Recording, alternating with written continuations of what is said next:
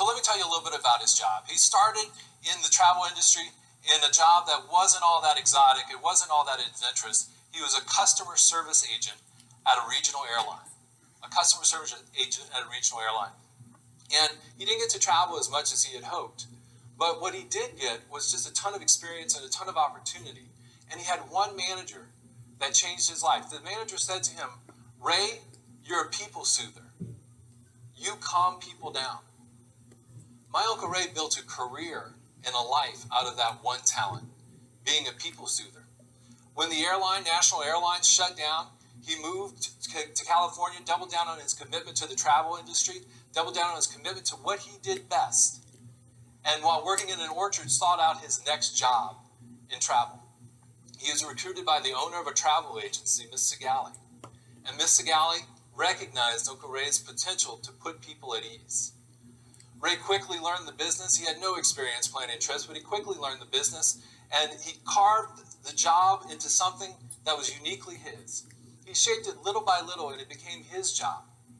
And he would turn hassles of travel into plans for a dream trip. And customers flocked to him.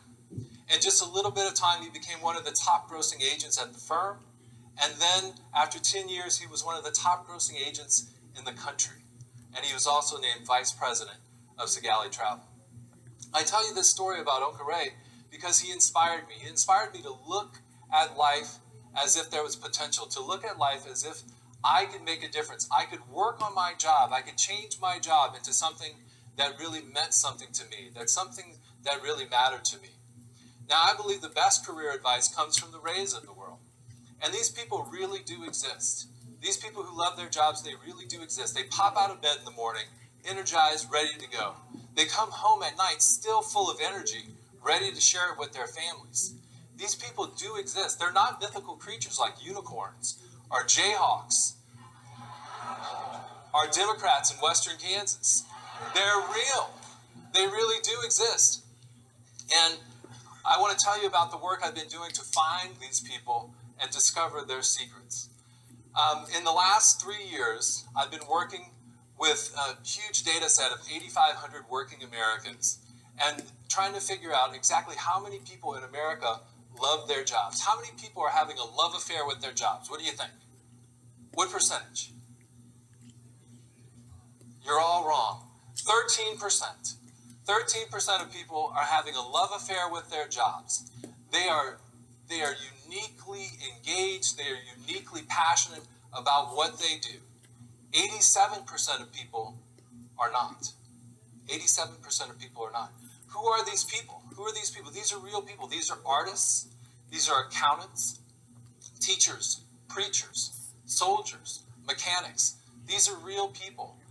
And they don't have special degrees from special universities. They don't have beautiful, perfect resumes. They're people like you and me. So even I can love my job. Even you can love your job. Now, in researching these people, I started conducting interviews because the data was strong, but I needed data with a soul. So I started asking people about their jobs and getting the stories from them and learning more and more and more each and every day. I've interviewed hundreds of these folks, and I've learned two things. Two things have emerged from their stories of loving their jobs. Number one, people who love their jobs have great lives. They have great lives. They're off the charts in well-being. They're at the height of happiness. And loving your job is almost an antidote to human suffering.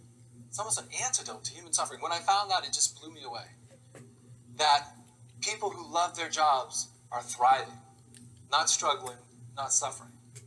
So the first secret of people who love their jobs is that happiness depends on the goodness of your jobs. Happiness depends on the goodness of your job. Second, what I found was that these people did not land those jobs they loved. They slowly created those jobs. They designed and built those jobs out of ordinary positions. They just did editing, nudging, and with a lot of effort, turned a reasonably good job into one they could love. So the second secret of people who love their jobs is that love-worthy jobs are made, not found. Love-worthy jobs are made, not found. Now, there's a whole science about loving loving things, having an affinity for things you make versus things you find. I'm not going to bore you with that. I want to tell you one story, though, that backs up this research. What's that? It's this